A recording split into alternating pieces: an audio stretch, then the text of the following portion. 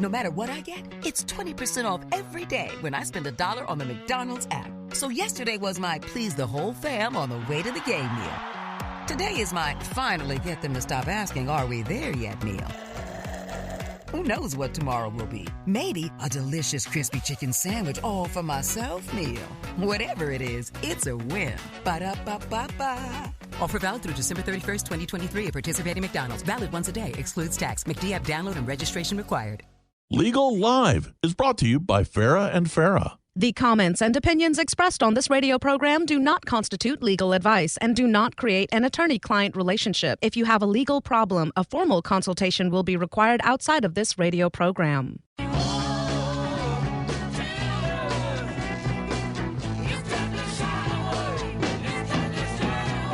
This is Legal Live with Eddie and Chuck Farah. They're talking the latest legal news and answering your questions. To call Legal Live and ask Eddie and Chuck a question, grab your phone and dial 855-765-1045. That's 855-765-1045. Welcome. You're listening to Legal Live, brought to you by Farah and Farah on 104.5 WOKV, Jacksonville's News and Talk. Feel free to give us a call today. We love hearing from you guys. Our number is 855-765-1045. I'm Sheifalika, and I'm joined today by the hosts with the most, Eddie and Chuck Farah. How's it going, guys? It's all good, Sheifalika. It's all good in the hood. That's the number right there. Our phone call, your phone calls are our priority. We always have stuff to talk about, but we're here for you. And we want to make sure that we can try to help you out with any kind of legal matter, or at least give you some advice, point you in the right direction. But you know, we also encourage opposing opinions to the things we talk about. This is not a political show at all, but you know, the laws, everything's political these days, and everything is political. The law is political, and we have certain feelings about what's going on, and so we're always open for opposing views. Believe me, you're not going to accept us. Upset us. We've heard it all. Yeah, and that's we encourage it because we can learn from that too. Yeah, and that's what opposing view. That's why everybody today kind of watches their own news program. They hear the stuff they want to hear. I like to hear all kind of stuff. I love to hear the opposing. I want to hear everybody. So we want to hear what you got to say. Anyway, okay, let's get back to the law. Anyway, I want to pick up on something Chuck and I have been talking about. This accident report privilege, when you're involved in an accident, how you have to fill out an accident report. You're required. But at the same time, the contents, what's in the accident report, cannot be used in a court of law. And, it's very important because, for instance, if you're at an accident scene, you're sitting around, the officer's talking to everybody to see what happens. See what happened. The at-fault driver says, Mr. Officer, in all honesty, I ran the stop sign. Okay, I ran it. I just wasn't thinking. I was thinking about something else, or didn't mean to do it, but I ran the stop sign. Officer writes that in the accident report. Mr. Smith ran the stop sign. So he puts it in the accident report. So you go and you file a lawsuit, or you want to make a claim, or you file a lawsuit. And then the at-fault driver who said that he ran the stop sign comes to court and says, I didn't run the stop sign. He can do that. He can tell the officer he ran the stop sign and then come to court and say he didn't run the stop sign, because you can't use the accident report to impeach him. And at the same time, the officer is not allowed to testify. Well, at the scene of the accident, he told me he ran the stop sign. The officer is prohibited from repeating what he was told at the accident scene. So the moral to that story is, if you've been involved in an accident, you really want to talk to an attorney. Mm-hmm. That is the word, because so they can do their investigation and they can figure out what happened, and that way you're not going to be stuck in a situation where you can't get paid for somebody else's fault. Yeah. Because they're lying about it. I can't believe they'd lie under oath, but that's incredible to me. Yeah, they can lie, and you can't impeach him. Even though he told the officer he ran the stop sign, there's nothing to stop him from coming to court and saying, no, I didn't run that stop sign. Wow. But we don't want our listeners to be confused. There is a difference between accident report and incident report. So you may want to get into, if you fall and there's a report written by a big, a premises owner, there's a fall on their premises and they write a report. it's different. Yeah. That's the slip and fall. I'm talking about a car accident. Exactly. More. Yeah. Yeah. So I just didn't want people to think that, oh, well, any report is not. Yeah, but the thing with these incident these reports, are auto accident reports that Eddie's referring to. Yeah, I'll tell you the other issue that Chuck brought up with these incident reports, like when you fall in a big box store or something and you do an incident report, people, they get the witnesses and all that, and you want to get a copy of that report, because it can help for later on, because time goes by, you forget people's names, things get blurry, but the incident report, you're not automatically entitled to that. You can't go to Walmart and say, I want my incident report, because there's an accident report privilege. There's a rule of law that says the person who prepares the report in anticipation of some litigation doesn't have to turn it over to you. So it's very hard to get it. So anyway, but we got a caller. Let's jump on it. We do have a special caller. Okay. Janet from Jacksonville has something special to tell you guys. Okay, Janet. So, Janet, what's going on? Hey, I wanted to thank Eddie. He helped me with the situation with the mailbox. He'll remember that. Oh, yeah. Whatever happened with that, Janet? It worked out great. They went ahead and filed it with their insurance company right away. I told you, and we Janet. got the check. We were able to reimburse our homeowners. So, without your help, we would have had a dead end. But I really thank you so much for your help. It made a big difference, and I thank you a lot. You do a great service. I'm so glad I listen on the radio. Well, Janet, I'm glad that's why we're here, and I'm glad we were able to help you with that. And she did it on her own. She didn't have to hire a lawyer. Oh, yeah? She needed some help from us. But she was. Did we send the letter out or something? Or we sent you a letter? You did. We sent a certified letter, and then you sent that letter. So he got two letters. So he got really scared. He was like, "Oh, listen, we'll take care of it. We'll take care of it." So nice. Everything. Yeah, because they came they came the same day or a day apart. So he really got nervous, and they called us right away and said, "Oh, we'll take care of it." And everyone I called in your office, everybody that answered the phone when I called, tried to reach you back to tell you the situation. They were all so nice. You got the nicest staff ever. They were all very helpful and everything. And we truly appreciate your help. Well, thanks, Janet. I'm really humbled by what you said. Yeah, you can't see him right now. He has the biggest smile on. It's all true. I mean, it's great. So God forbid we ever need an attorney for something, a terrible accident, we will call Eddie Farah. Oh, no problem. I hope you're never in that situation, but glad it worked out for you. Thanks. Thank you so much. Okay. Thank you. Thank you, Janet. Thank you for calling in. That was amazing. That's Legal Live at Work there, Sheifalika. That's right. This is what I love to see. I'm like tearing up. You're smiling ear to ear. Because it's nice when you can do something like that. All it took was a letter. And people sometimes don't know where to go, or with a simple letter got her paid. Right. Justice is served. Yeah, because people don't here it is. I mean, what she was talking about is the PIP. Everybody has to have PIP in Florida, so there's $10,000 of property damage coverage under every PIP policy, and which means that anything arising out of the use of a vehicle, they'll pay that $10,000. And this person backed into a mailbox and caused a lot of damage, and so their coverage picked it up and paid for it. They didn't want to pay it. Yeah. Well, they get two letters from the Farah brothers. I'd take that pretty serious if I were them. And I'm so glad you called in. Thank you, Janet. That is such a lovely way to start the show off with some gratitude and good vibes. Thank you so much for your call. We love it when that happens. You're listening to Legal Live, brought to you by Farah and Farah on 104.5 WOKV, Jacksonville's News and Talk. Feel free to give us a call. Our number is 855-765-1045. Our phone lines are heating up quick, so get in there. We'll be right back after this quick break.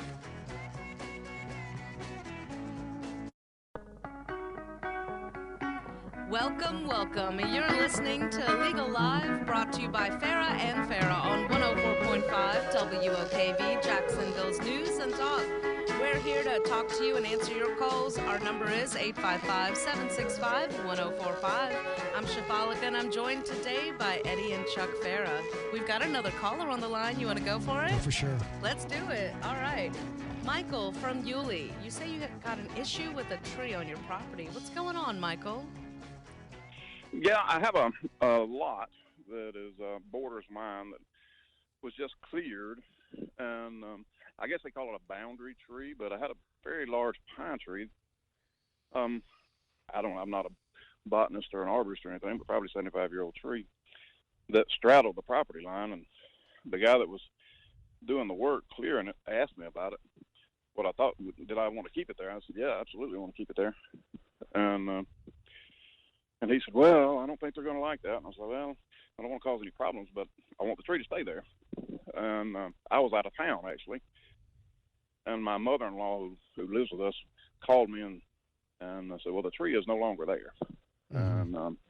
And in the process of taking it down, they disturbed probably, I'm looking at it now, about 8 feet over into my yard, and broke my invisible fence that keeps my dog in my yard. So I had to have somebody fix that while I was out of town. And just looking at a mess here where they did that. And I know that when I've read the decision from 1965, it dates back to an oak tree on a property line and that sort of thing. But what so was that legally, decision? What did it say? Do you remember? It basically said that it's joint ownership of the tree, and neither property owner can do anything to it without permission of the other property owner. Mm-hmm. But it was a civil decision. And I spoke to a friend of mine, a close friend of mine that works at the sheriff's department here, and he said, unless he trespasses, he said, there's nothing we can do about it. He said, it's a civil matter. He said, of course, you can, file a lawsuit or whatever, but of course, he had to trespass to get the tree down, but I wasn't here, to deal with that. We just got home last night, but so my question is, what type of recourse do I have, if any, that's that makes sense? I understand that. Well, I think the invisible fence was on your property, so they had to have come onto your property and disrupt that. So, actually, no. What they did is they used a piece of equipment to pull the tree over, and in the process of pulling the tree over, they broke the wire. Well, it's so like they a pulled trespass. the roots all up out of the ground. Yeah, it's still a trespass. Fixing that wire is not much money. It happened to me once. I think it was like I don't know what it cost you. It was like a couple $100 to fix the wire. Yeah, it wasn't a lot. Yeah.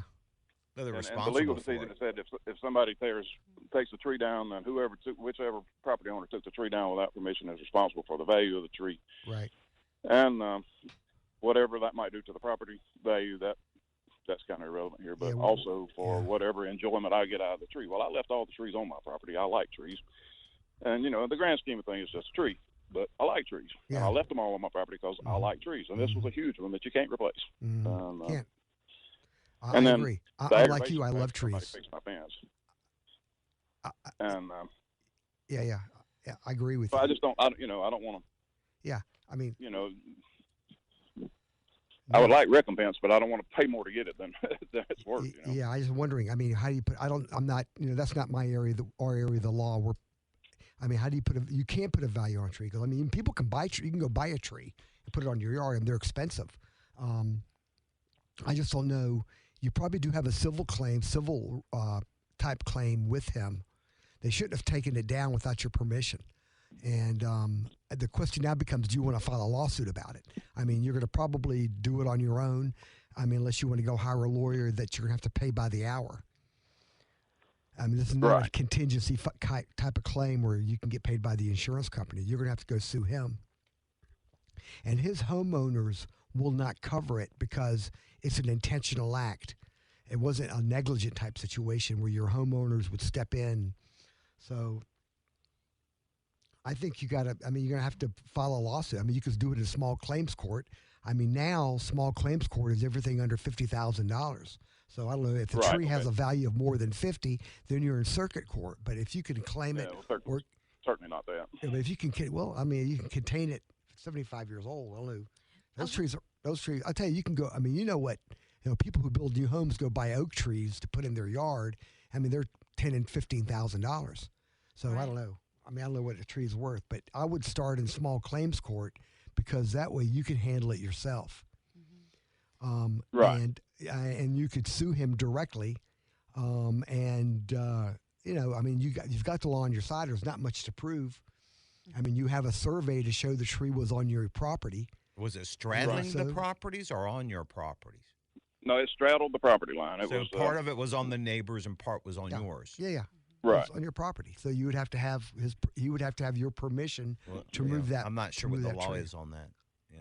He says, Yeah. Well, I read the court decision that was so old, but it said you have to have permission from both property owners Yeah. to do anything with it, and then it goes into further detail about if the tree is left and they damage the soil and it kills the tree, he's still responsible for paying for the tree because their damage obviously killed something that wasn't dead before they got started. Right. No, I think things like that. But I'm sure that I have the legal right. I just didn't. Well, I just don't know anything else about it. Well, what you would do? I don't know if you want to hire a lawyer for that. But you do have a viable cause of action. You can go to the Duval County Clerk of the Court, and they will help you drop up the paperwork, and then you could file a small claims court action, which makes it when you're in small claims court, you're in county court. The rules are a lot simpler. You don't have to be a lawyer to handle a case in county court, and because the judges the court system sort of works itself through. You don't have to worry about depositions and rules of evidence as much, and so the procedures and the process is a lot simpler.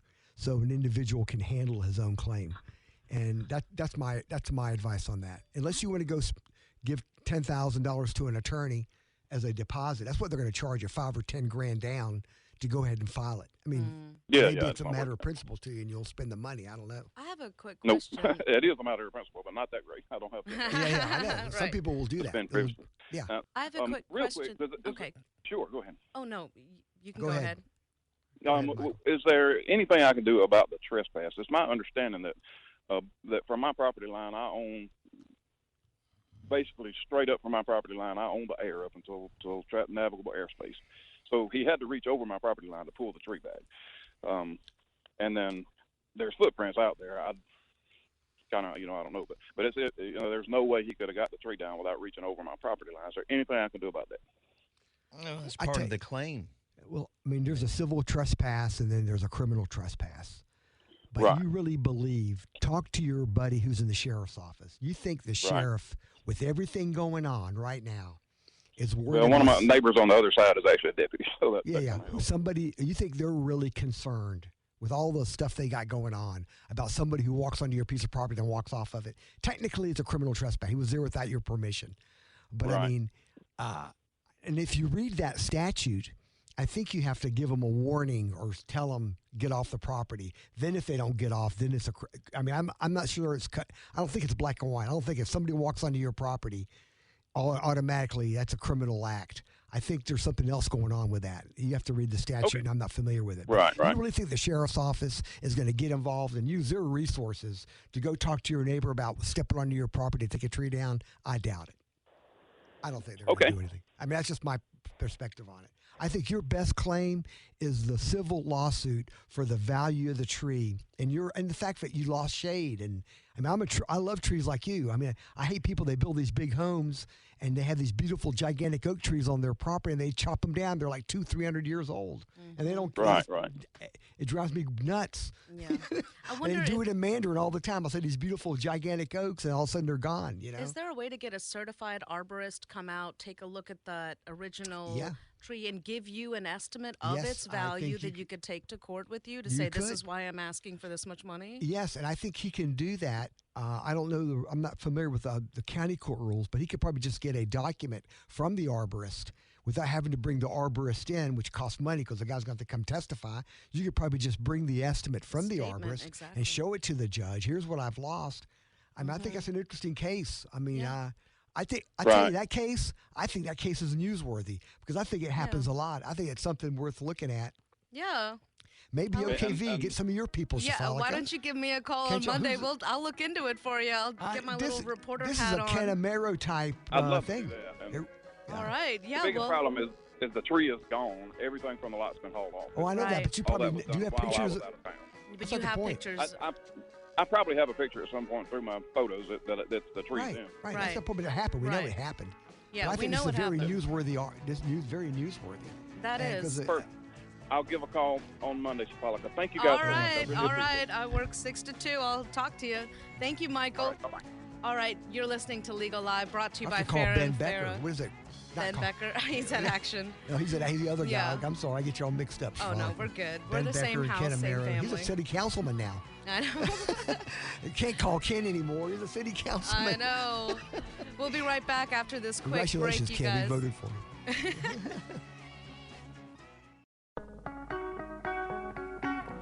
Welcome back. You're listening to Legal Live, brought to you by Farah and Farah on 104.5 WOKV, Jacksonville's News and Talk. We've got our phones on fire today. Give us a call at 855-765-1045. I'm Sheifalika, and I'm joined by Eddie and Chuck. We've got Loretta on the line from St. Augustine. You're having some trouble with getting insurance on your mobile home. Let's talk about it. How's it going? Hello, Loretta. Hello? Yes. Hey, Eddie, how you doing? And how are you today? Good, good. Hey, I was listening, and you were talking about another insurance issue, and I was wondering if you could help me. We've got a 30-year-old single-wide mobile home on about 3.5 acres of property. My husband and I owned it. We had insurance coverage, was fine, and then we transferred it to our son because we bought another house, and now we're having real problem getting insurance on the property. Is anybody living in the mobile home? Yeah, my son lives there. He was living with us, and then we moved out into a house we had built for our retirement home. Right, because some insurance companies, if there's nobody in it. Yeah, no, it's been occupied. In fact, we've renovated the whole inside of it, and then we had the metal roof resealed and everything, and re-ran a water line from the well and stuff. So, I mean, it's good, and it's going to last him for a little while, and the property is really the valuable part. And then when, he moves on, he can have that for deposit on a house. Right. We were figuring it. Right. But they're like, it's 30 years old. Nobody wants to insure it. And really the big concern we have is not so much of, the AC going out or a plumbing leak or anything. It's really because it's on 3.5 acres and it's not fenced. So liability insurance was what we thought was, the main reason we need the coverage. But any suggestions on how we could handle this? Is the property in his name or in your name right now? It's in his now. It's in his name? Okay, so therefore it's homestead, correct? Yes. Okay, if it's homestead, they could sue him. I mean, you would want to talk to a collections lawyer, but you do have some protection because if it's homestead property and he is sued, he owns the property, he's homesteaded it, he's living in it. If he is sued for something that happens on the property, they can't take his home away from him because it's homesteaded. It's immune from the claim of credit. That's one thing. So you've got some natural level of protection there under the law. But you do want to find. I mean, even if you can't get property damage coverage because it's so old, it's probably, I don't know what the value of it is. But you should be able to purchase just liability coverage. Have you tried that? Do we go to like a homeowner's insurance for the liability only, or is there a different company that we would go to? It'd be the same company, but you could just tell them, look, the property value of the property, the value of the trailer is not that much. We're not concerned about the property. We're concerned about liability. So we just want liability coverage, and that would be a lot cheaper. I'm not sure you need the property. I mean, I don't know what it's worth. It's 30 years old. I don't know I know you put some money into it. It's definitely habitable. We've got redone the inside. Yeah. Everything works fine, so it'll work for them. But, I mean, it was like, well, the roof is 30 years old. You have the metal roof. That should be good for 50 years. And then they were talking about something with the plumbing. They use a certain type of PVC that is prone to bursting, but that's on city water, and this has been on a well its whole life. It's 30 years and it hasn't burst yet. So we're like, come on, people. But everyone comes up with a new excuse. So yeah, if it's in St. Johns County, I'm sure it's worth some money, So you made a good purchase there. Good. Yeah, well, it's actually in Duval up near the airport. But yeah, there's some development going up around there, and if you're in a couple of years, you could sell it for a decent amount for just the land. I'll just go check out what Callahan's like these days. Yeah, I mean, it's booming. Yulee and Yulee. Look at, it's unbelievable. Up there. Yeah, I grew up on the north side, and we used to drive up there. There was nothing. I mean, yeah, pasture, man, just pastures. Yeah, it's like a whole different city. But that's cool. Okay, yeah. But I think I would just get liability coverage. But in the meantime, you do have that level of protection as it being homestead. That homestead law is very important. That's good to know. Yeah. You got the homestead. Not only do you get the tax break, but you got the protection from lawsuits also. Yeah. That's good. I wasn't aware of that. Yeah, so they could get a judgment. They could get a judgment against him for $200,000, but they can't take his home away from him. If it wasn't homestead, now if it wasn't, let's say if it was just a rental property, they could sue him for the $200,000, and if he didn't pay him, they could take that property away from him to satisfy the judgment. but because it's homesteaded, they're not allowed to do it. Yeah. Very All valuable. right, well, good. We'll check into that liability only if we can't get anywhere else with it. So Yeah, great. check that homestead. I know it's only a certain. I know if it's within the city limits, it's a certain acre. I think I'm not sure it's a limitless amount. I don't know how big the property is, but you want to. And again, this is out of my area of expertise, but I think there's a limit on that immunity, that homestead, when it's out in the country and you have a lot of acreage. So I think there's. Yeah, it's not. It's like I said, it's only about 3.5. There's a pond on it, so that's one of the concerns. We've got the pond all fenced in, but the neighbor kids keep cutting holes in the fence to sit in by the pond. So we're like, okay, we need to have liability at least. Yes, there is. There's some exposure there if they because I was going to talk about that. I don't know. We'll have time today. It's called attractive nuisance. Maybe we'll get into it next week. But you bring up a point that I was going to mention today: how homeowners, even though the kids are trespassing. Right. You can still be liable. And they're breaking through the fence. They're coming in. Doesn't make a difference. Yeah. Doesn't make a difference. Wow. Exactly. It's posted, it's fenced, it's everything, and they still get in there. I'm like, well, if they get hurt, that's their own damn problem. Well, But no, I guess it's not. I wouldn't go that far. That's why you want to get some liability coverage. Yeah, Because there may be some Yeah, exposure. You may be some exactly. exposure. Gotcha, Okay. gotcha. Okay. Well, thank you so much for calling. Well, thank you. Loretta. That was a great call. All right, you take care, Charlotte. Yeah, Oh, thank you. I will. You too. All right. Well, I think that was really interesting. We have a little bit more time left in the show. We'd love to hear from you guys. We've had some fantastic calls today. Really we did. interesting Very ones, good. right? Yeah. Our number is 855-765-1045. We've actually got a quick little break coming right up, and then maybe we can go into some attractive nuisance. Okay. I'm curious Talk about about that now. Loretta sparked something in me. So you're listening to Legal Live, brought to you by Farah and Farah on 104.5 WOKV, Jacksonville's News and Talk. We've got our calls open for you, 855-765-1045. We'll be right back after this quick break.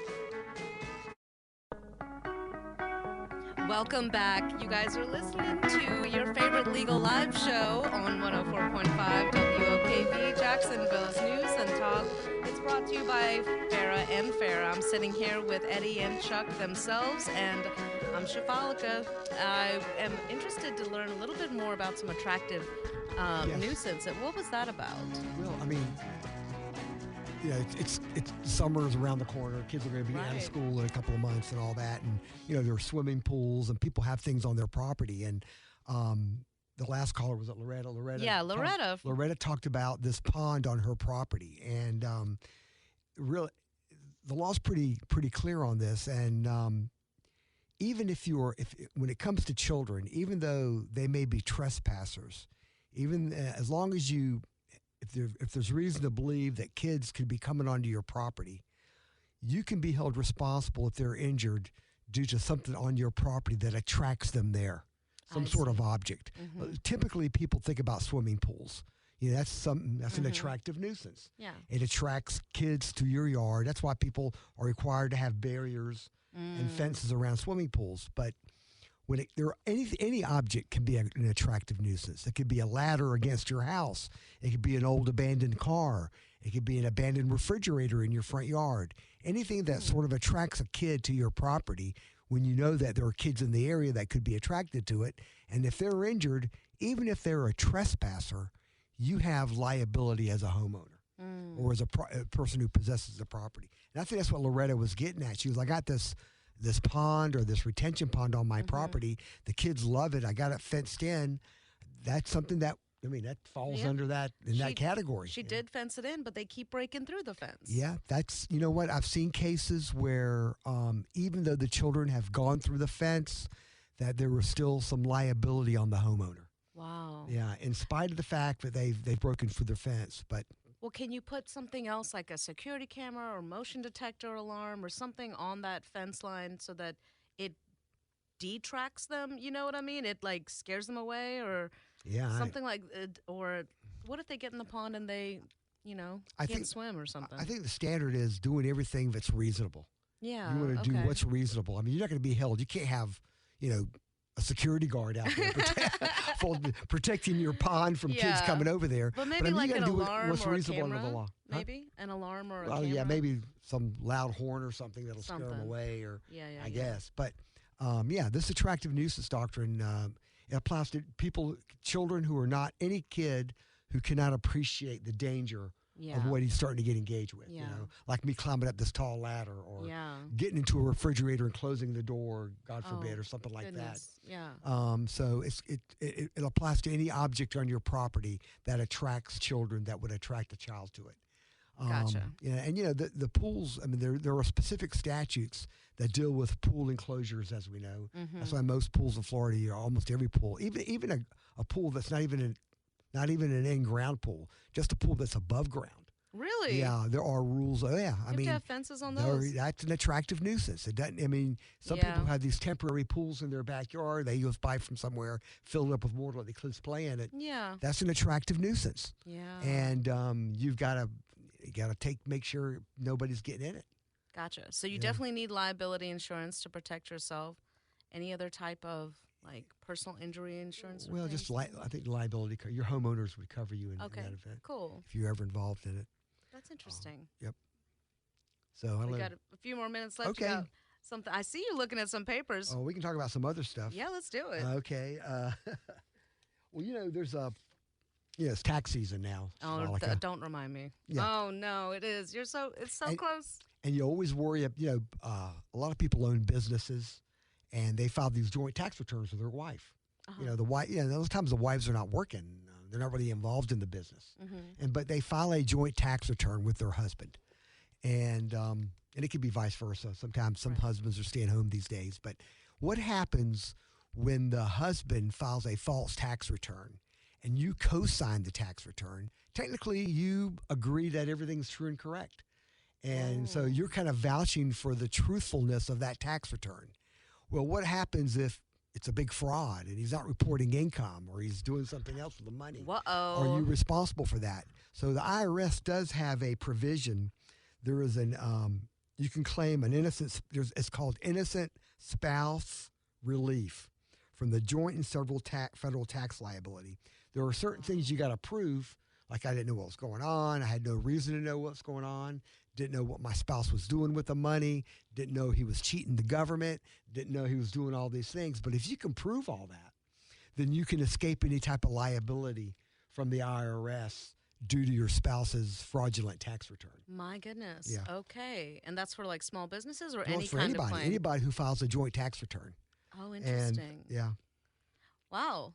It's called innocent it's called spouse the relief. innocent spouse relief from the joint and several federal tax liability. Oh, wow. Okay. That's good to remember. Yeah.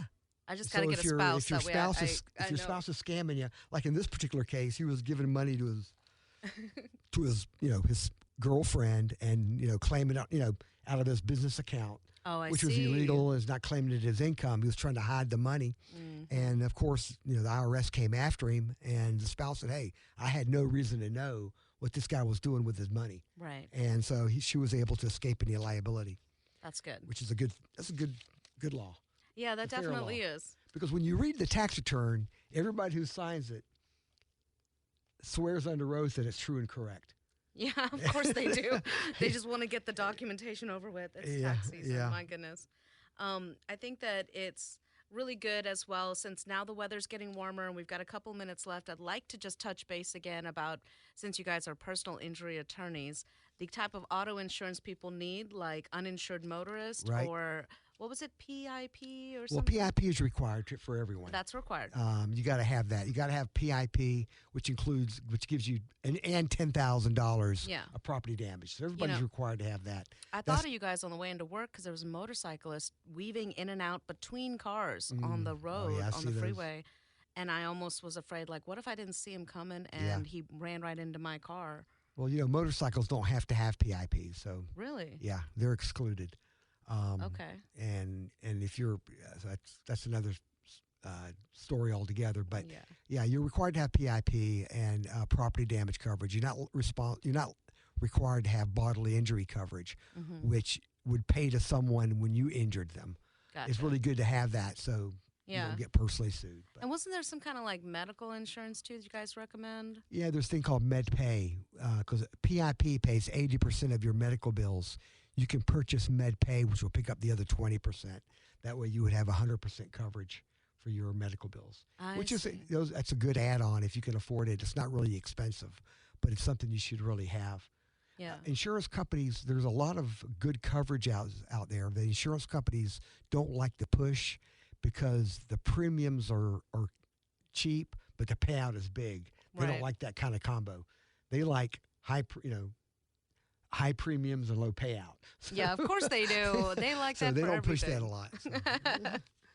Well, I just want to say thank you to all of our callers, Janet, Michael, and Loretta.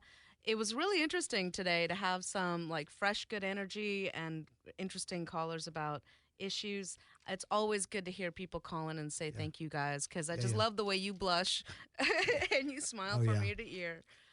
Thank you guys for listening to Legal Live, brought to you by Farah and Farah on 104.5 WOKV, Jacksonville's News and Talk. We'll be here again next weekend from noon to 1, and we love your calls. We can't wait to hear from more of you guys next weekend. Stay safe and enjoy your Saturday. It's a beautiful day outside. Thank you for listening. No matter what I get, it's 20% off every day when I spend $1 on the McDonald's app. So yesterday was my please the whole fam on the way to the game meal. Today is my finally get them to stop asking, are we there yet meal. Who knows what tomorrow will be? Maybe a delicious crispy chicken sandwich all for myself meal. Whatever it is, it's a win. Ba-da-ba-ba-ba. Offer valid through December 31st, 2023 at participating McDonald's. Valid once a day. Excludes tax. McD app download and registration required.